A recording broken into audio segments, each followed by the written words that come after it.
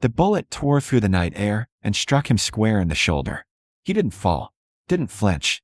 He stood in the doorway of the cabin, filling it completely, blood spreading dark across his flannel shirt, and behind him, pressed against the far wall with her arms wrapped around two terrified children, was the woman he had found 3 days ago half frozen in a snowbank with a black eye and broken ribs. "You're safe now," he had told her then. He meant to keep that promise, even if it killed him. 3 days earlier, Silas Garrett had been checking his trap line in the high country west of the Bitterroot Range when he found her. It was late November, 1891, and the first real snow had come down hard the night before. He was walking a ridge above a frozen creek when he saw the dark shape against the white ground. At first, he thought it was a downed deer. Then it moved. Silas dropped his pack and ran. She was curled on her side, her dress torn and muddy, her face swollen, her lips blue. 2 small children huddled against her, a boy about 6 and a girl no more than 4, both shaking violently. "Ma'am," Silas said, dropping to his knees beside her. His voice was rough from disuse. He hadn't spoken to another person in weeks. "Can you hear me?" Her eyes opened, green and glassy with cold. She tried to speak, but only a rasping sound came out. Silas didn't ask questions. He stripped off his heavy coat and wrapped it around the children, then scooped the woman into his arms like she weighed nothing. She was small, dangerously thin, and when he lifted her, she made a sound of pain that told him ribs were broken. He carried her 3 miles through the snow to his cabin, the children stumbling behind him, holding onto his belt. He didn't stop once. Inside, he built the fire high and wrapped all 3 of them in wool blankets. He heated water and made them drink broth, slow and steady. The woman's hands were frostbitten. Her face was a map of old bruises turning yellow and new ones still purple. When she could finally speak, her voice was a whisper. "My husband," she said. "He'll come." Silas looked at her across the firelight. He was a big man, broad through the chest and shoulders, with a thick dark beard and hands scarred from a decade of living rough. His blue eyes were the kind that saw everything and judged nothing. "Not through me, he won't." Her name was Anna Carver. She told him the story in pieces over the next 2 days while he tended her ribs and her frostbite and made sure the children, Emma and Daniel, ate and slept. She had married young to a man named Randall Carver, a freighter who worked the route between Missoula and the mining camps.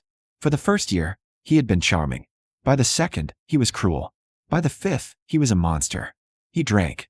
He raged. He used his fists on her and his belt on the children. 2 weeks ago, he had beaten her so badly she couldn't stand. When he passed out drunk, she had taken the children and run. She had no money, no family, nowhere to go. She just walked into the mountains because she thought freezing to death would be kinder than going back. Silas listened without interrupting. When she finished, he said, "You don't have to be afraid anymore." "You don't know him," Anna said quietly. "He won't stop. He'll track us. He'll find us. Then I'll be here when he does." Silas Garrett had come to the mountains 10 years ago after the woman he loved married someone else. He had built this cabin with his own hands, lived alone, and learned to prefer the company of silence. He was not a violent man, but he was not a soft one either. He had killed wolves, bears, and once, a man who tried to rob him on the trail to town. He did not make promises lightly. On the 3rd night, Anna was strong enough to sit at the table. The children were asleep in the loft.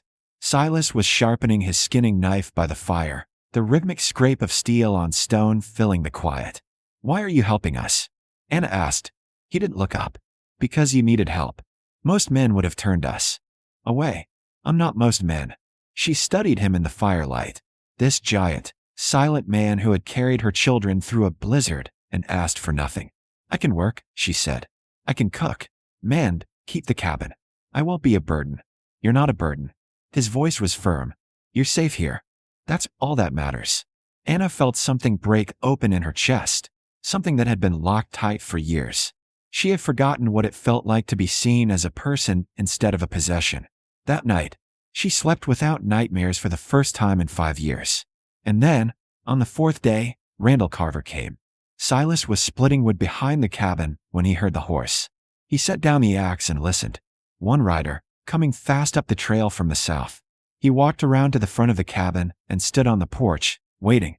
The man who rode into the clearing was lean and wiry, with a hard, mean face and eyes that burned with rage. He pulled his horse to a stop and stared at Silas with open contempt. "You got something that belongs to me," Randall Carver said. "I got a woman and 2 children who came here half dead from cold and fear." Silas replied evenly. "If that's what you mean, that's my wife. Those are my children, and you got no right keeping them. They're not livestock, Carver. They're people, and they don't want to go with you." Randall dismounted, his hand resting on the revolver at his hip. "I don't give a damn what they want. The law says they're mine. Now bring them out here, or I'll come in and get them myself." Inside the cabin, Anna stood frozen by the window, her face white as snow. Emma and Daniel clung to her skirts, trembling. She had known this moment would come. She had prayed it wouldn't. Silas didn't move from the porch. "You're not taking them anywhere. You think you can stop me, mountain man?" Randall's voice was thick with contempt.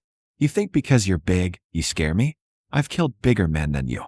"Then you'll have to kill me," Silas said quietly, "because I'm not moving." For a long moment, they stared at each other. Then Randall smiled, a cold, ugly thing. "Have it your way." He drew his revolver and fired. The first shot hit Silas in the shoulder, spinning him halfway around. He staggered but didn't fall. Blood poured from the wound, soaking his shirt, but he straightened and stepped forward, putting himself between Randall and the door. "You're safe now," he said over his shoulder to Anna, his voice steady despite the pain. Then, louder, to Randall. "You want them, you go through me." Randall fired again. The second bullet grazed Silas's ribs, tearing through flesh. He grunted, but still didn't go down. He was a wall of muscle and bone and sheer, stubborn will. Inside, Anna made a decision.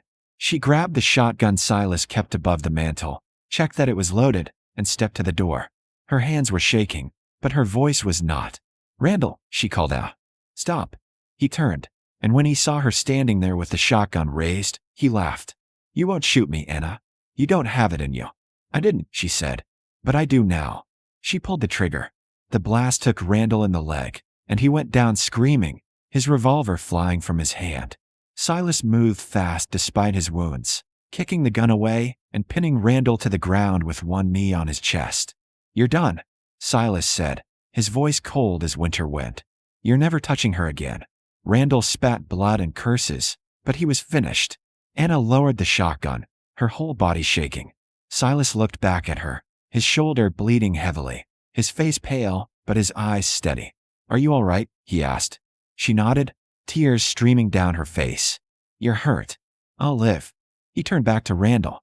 "But he's going to town, and he's going to answer for what he's done." Silas tied Randall to his own horse and, despite his wounds, rode with him the 15 miles to the nearest town. He walked into the sheriff's office, dropped the bloody, raging man on the floor, and told the whole story. Anna came too, and for the first time in her life, she spoke the truth out loud in front of witnesses. The sheriff, a grizzled man named Boone who had known Silas for years, looked at Randall with disgust. "Territorial law says a man can discipline his wife, but this ain't discipline. This is brutality. And you shot a man on his own land. You're going to jail, Carver." Randall screamed threats all the way to the cell. Silas spent 3 days in the town doctor's office while the bullet was dug out of his shoulder and his ribs were wrapped. Anna stayed by his side the entire time, changing his bandages, making him eat, refusing to leave. "You didn't have to do that," she said quietly one night while the children slept on a cot nearby. "You could have let him take us. You could have stayed out of it." "No," Silas said, his voice rough with exhaustion. "I couldn't." "Why not?" He looked at her, really looked at her, and for the first time in 10 years, he let himself feel something other than solitude. "Because you deserved better. Because those kids deserve better. And because I've lived alone long enough to know what matters." Anna reached out and took his hand, her fingers small and warm against his rough palm. "You saved our lives. You saved your own," he said. "I just gave you a place to stand." A month later, Randall Carver was sentenced to 5 years in the territorial prison for assault and attempted murder. The judge, a stern woman named Ida Marsh who had ridden the circuit from Helena, made it clear that she did not tolerate men who brutalized their families. She also granted Anna a legal separation, a rare and hard-won thing on the frontier. Anna and the children returned to Silas's cabin. At first, it was simply because she had nowhere else to go. But as the winter deepened and the snow piled high around the sturdy log walls, something shifted between them. Anna cooked and mended and kept the cabin warm. Silas hunted and chopped wood and taught Daniel how to set snares. Emma, shy at first, began to follow Silas everywhere, her small hand tucked trustingly into his massive one. And slowly, carefully, Anna and Silas began to talk. Not just about survival, but about life. About dreams and losses and the things they had each given up. One night in February, as the fire burned low and the children slept, Anna said, "I don't know how to thank you." "You don't need to. I want to stay," she said quietly. "If you'll have us. Not out of obligation, but because I want to." Silas looked at her across the firelight. This woman who had walked through hell and come out stronger, and he felt his heart, long closed, finally open. "I'd like that," he said. They were married in the spring by a traveling preacher, with the children standing witness and the mountains rising wild and beautiful behind them. It was a small ceremony, simple and true, and when Silas slipped a carved wooden ring onto Anna's finger, she knew she was finally, truly safe. Years later, people in the valley would tell the story of the mountain man who took a bullet to protect a woman and her children from a monster. They would say he was a hero, but Anna knew the truth. Silas Garrett was just a man who believed that the strong should protect the weak, that promises mattered, and that love, real love, was not about possession. It was about making a place where someone could finally stop running and start living. And in that cabin high in the Bitterroot Range, surrounded by pine and stone and sky, Anna Garrett learned what it meant to be home.